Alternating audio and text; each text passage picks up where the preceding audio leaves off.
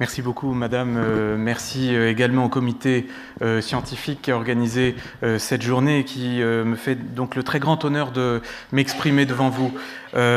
Pour moi, c'est très important. Donc, effectivement, je travaille à Nancy, au CLIP, hein, le Centre de liaison et de détection précoce. Et puis, eh bien, dans cette intervention-ci, et puis je pense aussi dans la suivante, celle de Guy Gozlan, nous allons passer un peu à des questions plus pragmatiques, chacun dans notre domaine, sur la question des interventions précoces. Un tout petit rappel, mais on en a beaucoup parlé ce matin. Pourquoi intervenir le plus précocement possible dans la schizophrénie et au-delà dans l'ensemble des troubles psychotiques? Et donc je vais beaucoup utiliser le terme de troubles psychotiques parce qu'on s'élargit aux troubles schizophréniformes et aussi aux troubles affectifs.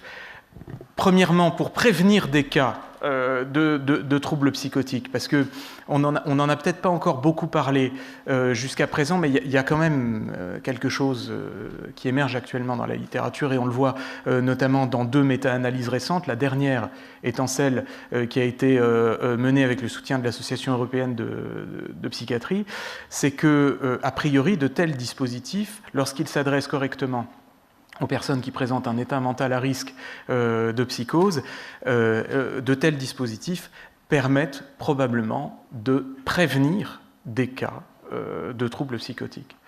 Donc c'est vraiment très très important. J'y reviendrai tout à l'heure parce qu'il y a quelque chose d'un peu révolutionnaire quand même là-dedans, hein, y compris pour les professionnels concernés. Donc, et puis, ce dont on a beaucoup parlé tout à l'heure, réduire la durée de psychose non traitée, de toute façon, réduire la durée de psychose non traitée, améliorer le pronostic. Et puis, j'ajoute aussi quelque chose qui me paraît important, c'est pour les personnes qui, malgré tout, font la transition, permettre un accès aux soins en dehors des conditions de crise. C'est-à-dire avant ce moment fatidique de la transition psychotique où parfois les symptômes font que c'est beaucoup plus difficile de parler avec la personne, de la convaincre, de lui donner des éléments sur le traitement, etc. Donc permettre un accès aux soins hors conditions de crise est très important. Marie-Odile Krebs vous a montré ce schéma tout à l'heure, et donc on est bien d'accord. Actuellement en psychiatrie, et y compris en France, on sait très très bien intervenir par là, quoi, globalement, et maintenant il faudrait vraiment déplacer le cadre par ici, arriver à intervenir avant, lorsqu'il y a déjà des symptômes présents, mais des symptômes parfois plus discrets et qui nécessitent très certainement des interventions spécifiques. Alors, ce dont je vais vous parler maintenant, c'est basé sur notre expérience à Nancy. Donc, je me permets de vous présenter notre équipe pour que vous voyez un peu dans quel contexte on travaille. Le CLIP, voilà l'équipe du CLIP. C'est tout nouveau, hein, le CLIP. Hein. On est incontestablement beaucoup plus récent. Hein. Le CLIP vient d'ouvrir cette année 2017. Nous avons des infirmiers, psychologues, neuropsychologues, des psychiatres. Voilà. Cette équipe, elle s'est créée à Nancy, notamment sous l'impulsion du professeur Raimund Schwan, et puis on a eu l'aide très très précieuse du professeur Anita Richer-Rössler de l'Université de Bâle. Eux, ça fait quasiment 20 ans qu'ils ont un centre comme ça, et donc ça a été l'un des premiers centres en Europe à ouvrir, hein, voilà. Finalement peu après les centres australiens. Voilà. Donc on a bénéficié de la proximité géographique, notamment avec Bâle. La cible de notre CLIP, pour bien comprendre, ce sont les états cliniques à haut risque de psychose et les premiers épisodes non médicalisés. Voilà. C'est-à-dire vraiment, encore une fois, pour partir de l'image de Marie-Odile Krebs, on veut décaler le cadre le plus possible en amont de la transition vers la psychose. À côté de ce CLIP, nous développons donc aussi un programme de soins différent, qui se passe dans un cadre différent, mais qui est en lien très étroit avec le CLIP, un programme PEP pour les premiers épisodes, pour ceux qui sont passés par l'hôpital, pour ceux qui sont déjà passés par les soins, mais qui néanmoins ont besoin d'interventions très intenses en début de maladie, autrement dit vraiment dans le cadre des psychoses débutantes. Voilà ce qu'on fait au CLIP 2 éléments importants dans cette diapo qui est un peu compliquée. Premièrement, l'évaluation est essentielle. Donc nous, on se base notamment beaucoup sur des outils validés comme la CARMS, dont la traduction française a été validée par Marie-Odile Krebs. Et puis, donc premièrement, évaluation, extrêmement importante, évaluation en début de suivi et évaluation régulière ensuite par la suite. Il y a aussi des évaluations neuropsychologiques qui pour nous sont très importantes, qui peuvent être la base de remédiation cognitive. Et deuxièmement, du soin. Et une chose qui est très très importante, c'est que évidemment à ce stade-là, il peut y avoir des symptômes psychotiques qui peuvent nécessiter des traitements antipsychotiques, on est d'accord, mais il ne s'agit pas de mettre tout le monde sous antipsychotiques de manière systématique. Il y en a qui ont essayé, hein. Vraiment, ça a été testé de manière scientifique, etc., par l'équipe de Patrick McGorry, précisément, ceux qui ont inventé le modèle. Et ça marche pas bien. Ça marche pas bien parce que globalement, il n'y en a pas besoin pour tout le monde. Il y a des patients qui en ont besoin. Il y a des personnes qui dont ça n'est pas le besoin primaire, pour qui ça colle pas bien, ils vont juste avoir des effets secondaires des traitements sans en avoir des effets bénéfiques. Donc, il s'agit là d'agir de manière très très personnalisée. Un point qui est en revanche très très important, c'est un accompagnement comportemental avec notamment en se basant sur le case management intensif. Alors Guy Gozlan va beaucoup en parler après, j'en parle très très peu, mais il s'agit vraiment d'un accompagnement au plus proche du patient, qui n'est pas fait par les psychiatres globalement, parce qu'on considère que le psychiatre c'est une ressource rare et chère dans ce dispositif-là, donc il faut le mettre à sa place, c'est-à-dire vraiment à une place de recours. Ce sont les infirmiers et les psychologues chez nous qui font le case management intensif, qui sont donc très réactifs, très disponibles pour les patients. Ils ont une petite file active de patients et ils sont très à l'écoute. Par exemple, ils ont un téléphone portable professionnel, alors qui coupe le soir, hein, je vous rassure, mais quand même, un téléphone portable professionnel pour être joignable, pour donner des conseils si besoin. Voilà.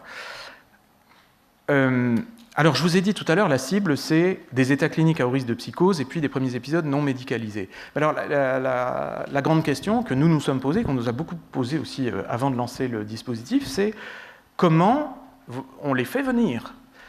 Parce que ceux-là, ils ne viennent pas, hein, ils ne viennent pas avant. Comment on les fait venir ? Comment on fait pour que ces personnes-là viennent ? Et c'est ce dont je veux vous parler maintenant, parce que cette question-là nécessite évidemment un travail de réseau intense. D'abord, un point qui est très très important avant vraiment d'entrer dans la question du réseau, c'est la question du lieu.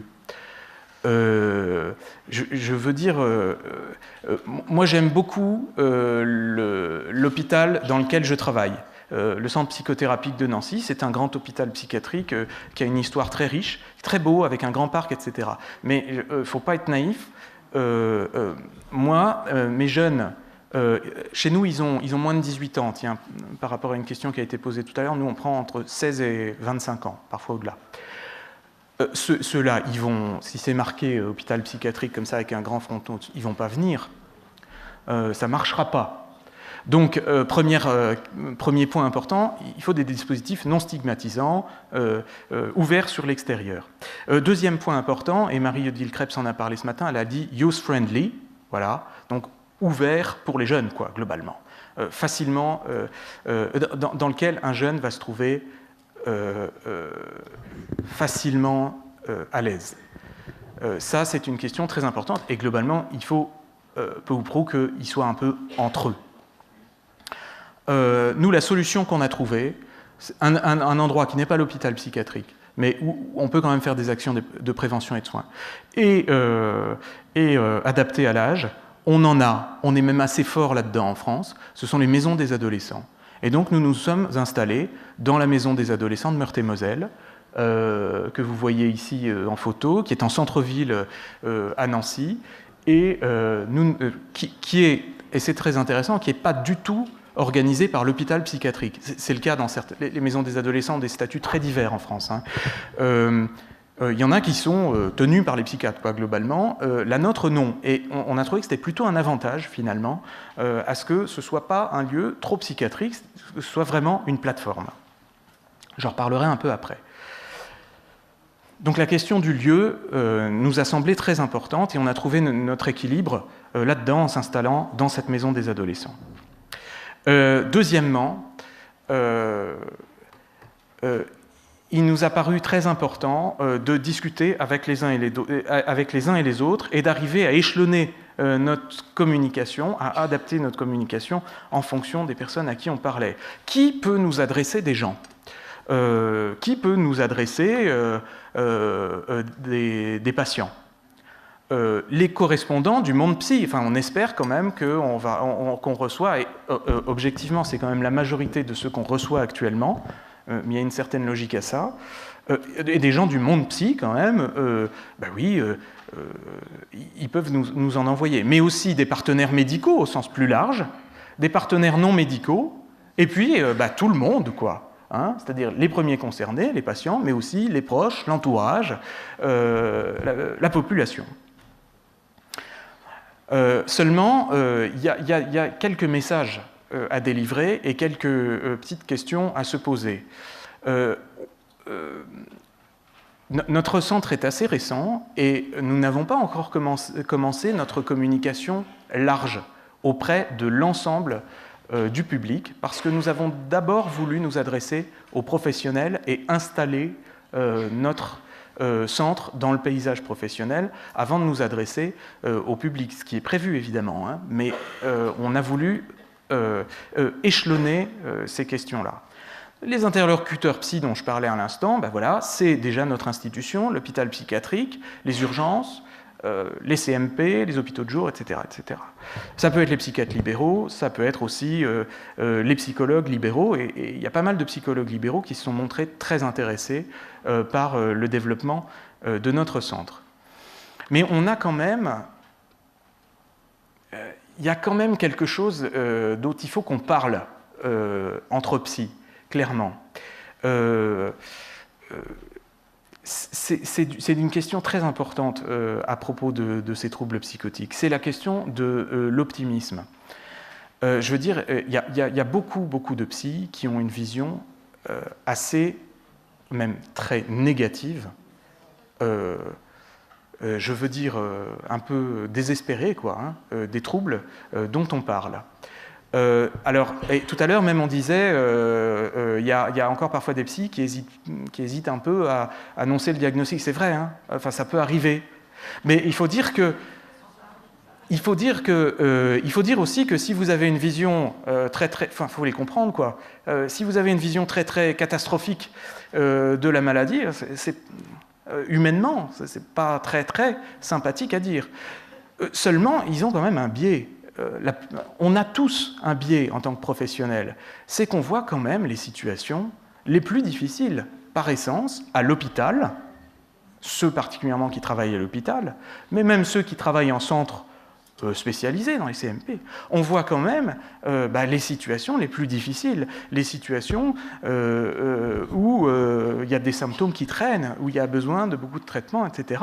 Et parfois, il y a des professionnels qui oublient qu'il y a des patients qui, progressivement, n'ont eu besoin que d'aller chez le médecin généraliste, qui vont très bien, et qui n'ont eu besoin que d'aller chez le médecin généraliste pour recevoir leur traitement, et qui ont eu de moins en moins besoin du dispositif spécialisé. Pour ne prendre qu'un exemple parmi d'autres. Et il y a aussi des gens qui ont fait 1 épisode, 2 épisodes psychotiques, et qui s'en sont sortis. Et il y en a pas mal de ceux-là. Et parfois, en tant que psy, on a un peu tendance à oublier ça.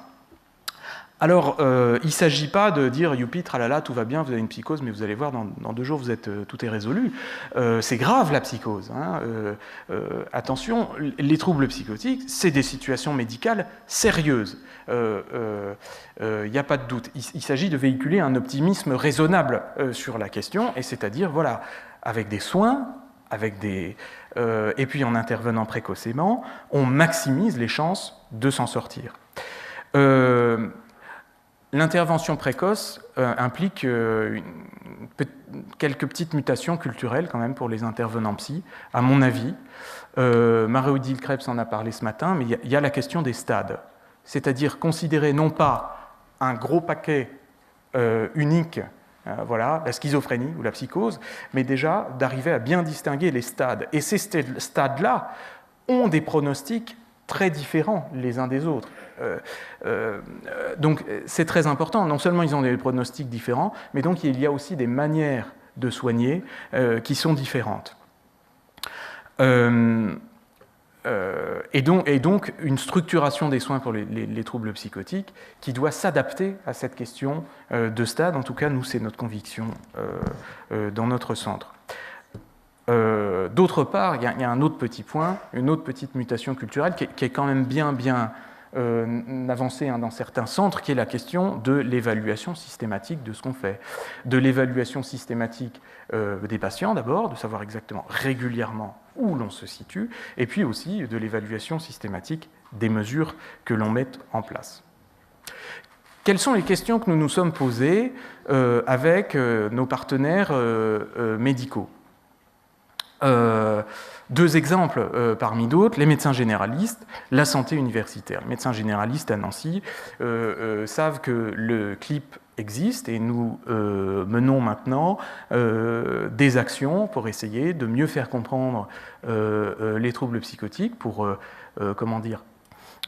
arriver un peu à rafraîchir les connaissances et puis pour vraiment avoir un lien plus fort avec les médecins généralistes. C'est important parce que la littérature nous montre, par exemple, que, alors certes, ce n'est pas une situation de tous les jours pour un médecin généraliste de voir une psychose débutante. On n'en voit pas tous les matins dans leur cabinet, mais quand même, il y a une étude irlandaise, par exemple, qui a montré que 71% des médecins généralistes recevaient entre 3 et 5 patients par an pour une psychose débutante. Donc, ne serait-ce qu'avoir une adresse, c'est important pour un médecin généraliste. Simplement savoir vers qui adresser et comment, c'est important. Et puis, cette étude a montré globalement que dans un contexte de psychose débutante, ils privilégiaient plutôt des services faciles d'accès, flexibles, peu stigmatisants, et puis des services qui communiquent sur leurs évaluations. C'est important aussi cette question de médecin généraliste, parce que avoir un médecin généraliste, en retour, c'est améliorer ses possibles conditions de soins lors d'un premier épisode de psychose, parce qu'avoir un médecin généraliste, c'est avoir quelqu'un qui veille sur votre santé et sur le fait que vous puissiez retourner vers les soins si besoin. Alors, globalement, donc, dans un cabinet de médecine générale, ça peut arriver qu'un jeune patient qui consulte pour des symptômes psychiatriques un peu atypiques comme ça interpelle quant au risque de psychose. On est bien d'accord que le cabinet de médecine générale n'est pas le lieu d'une évaluation spécialisée. La question, c'est de dépister et d'adresser. Alors, pour commencer à s'adresser aux médecins généralistes dans notre coin, nous on a commencé à utiliser un questionnaire d'auto-évaluation qui est en 30 questions, ça s'appelle la ESPRO, c'est un questionnaire qui a été mis en place par l'équipe de Bâle. Pour le risque de psychose, c'est des cases à cocher, c'est oui-non. Alors c'est très intéressant et ça permet de savoir, voilà, globalement, s'il faut adresser, pas adresser à une équipe spécialisée. Il y a quand même un petit bémol à ça, c'est que déjà 30 questions, c'est déjà beaucoup pour un cabinet de médecine générale. Donc voilà, on a mis au point nous-mêmes notre propre outil, nos propres questions simplifiées à poser aux gens qui permettent, et je vais vous les montrer dans un instant, qui permettent d'aller un petit peu plus loin. Mais enfin, néanmoins, en Suisse, par exemple, ils utilisent beaucoup ce questionnaire-là en médecine libérale, que ce soit chez les médecins généralistes ou chez les psychiatres libéraux. Un point essentiel sur la médecine générale, vraiment pour être très très sûr, c'est qu'il faut absolument, et ça c'est quelque chose qu'on a bien retenu, un retour. C'est-à-dire qu'un médecin généraliste qui envoie quelqu'un, il s'attend à ce qu'on lui réponde et à ce qu'on lui donne des éléments cliniques précis, et donc nous avons une préoccupation très importante sur ce point-là. Sur la question des partenaires non médicaux, alors ils sont vraiment multiples. Quelques exemples seulement. L'université, l'éducation nationale, les missions locales, le conseil général sont des partenaires que nous avons identifiés comme particulièrement privilégiés, qui nous envoient déjà des patients.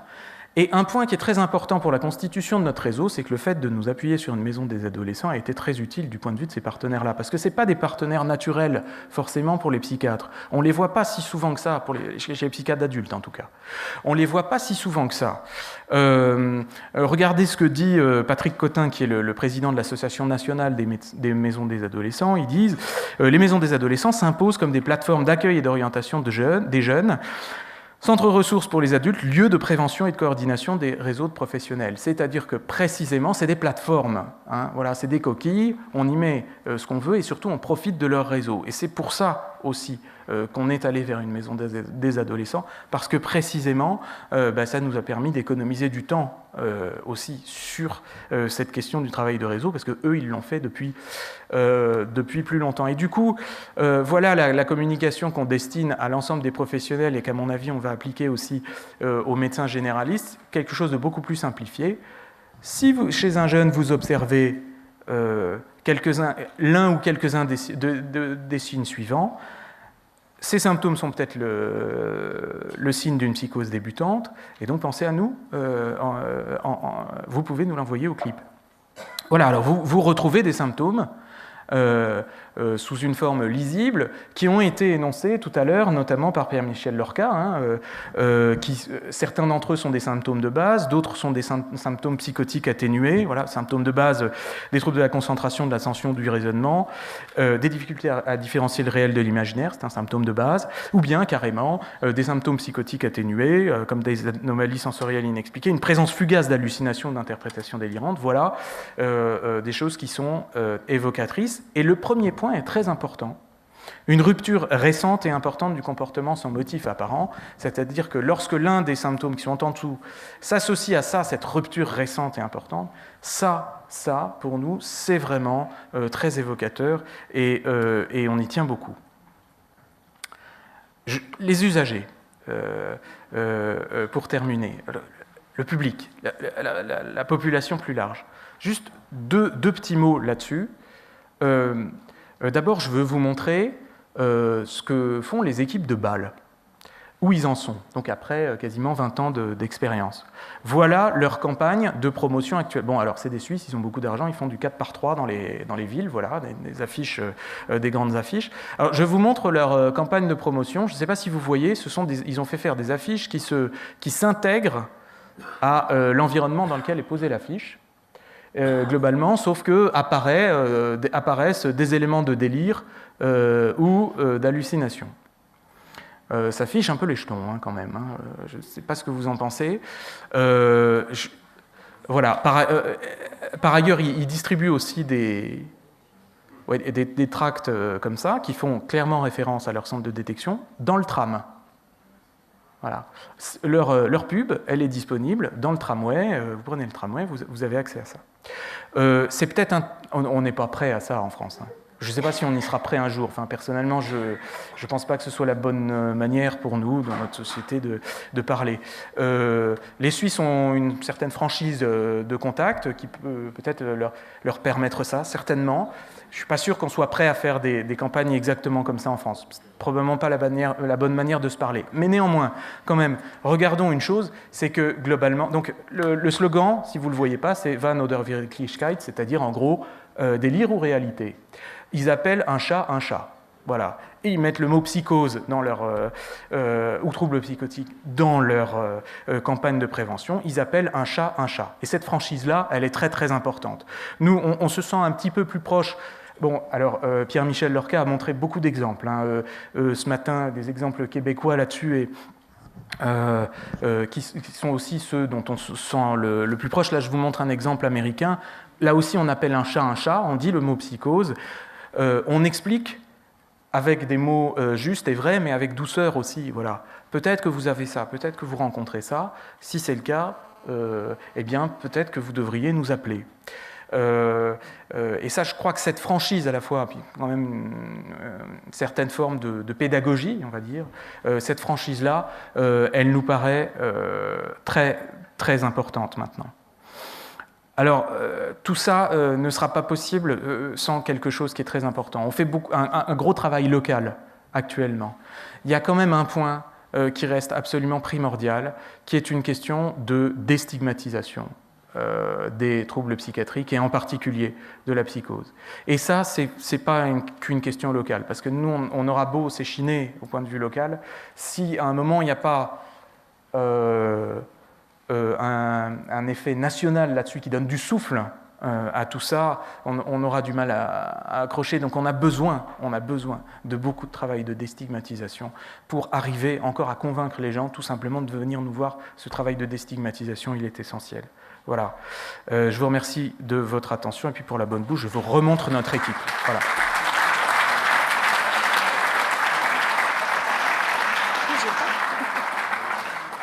Donc nous avons le temps pour, pareil, comme tout à l'heure, de 2 ou 3 questions.